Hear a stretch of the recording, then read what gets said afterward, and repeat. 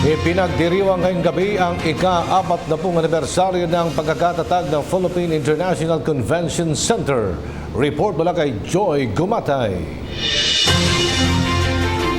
Kathy, ang Philippine International Convention Center o PICC ay isa sa pinakaprestiyosong lugar na pinagaganapan ng mga di malilimutang aktibidad, pampamilya man, pambansa o pandaigdig. Kaya naman sa pagdiriwang ng ika-4 na dekada na pagkatatag ng lugar na ito ay kikilalanin natin ang mga individual at institusyong tumulong sa pagkamit ng katagumpayang tinatamasa ngayon ng PICC at noong pang mga nakalipas na panahon. Ngayong gabi nga ay bibigyang parangal ang mga top clients at loyal partners ng PICC sa private sector at sa government, gayon rin yung mga empleyado ng naturang establishmento na ginugol yung mahigit kumulang 2 dekada ng kanilang buhay para mapabuti ang serbisyo ng PICC, gayon rin yung patuloy na mapaganda ang pasilidad nito.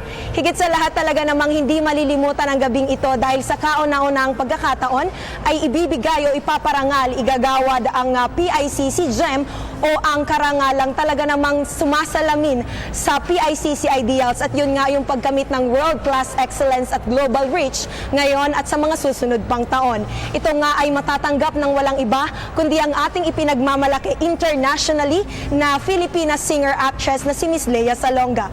Kanina ay nakapanayam natin ang PICC General Manager na si Mr. Renato Padilla at ayon nga sa kanya, sa mga susunod na taon lalo na sa pagkamit ng kanilang 50th anniversary, asahan natin na talaga namang magkakaroon ng dagdag trade center at museum itong PICC upang lalong mapayaman ang kultura at sining ng PICC o ang isa sa pinakatinatangkilik na event center hindi lamang sa Pilipinas kundi sa buong Asia.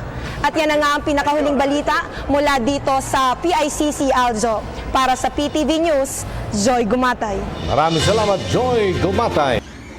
Ako po si Kathy San Gabriel. Subscribe na sa PTV YouTube channel. I-click lang po ang subscribe button.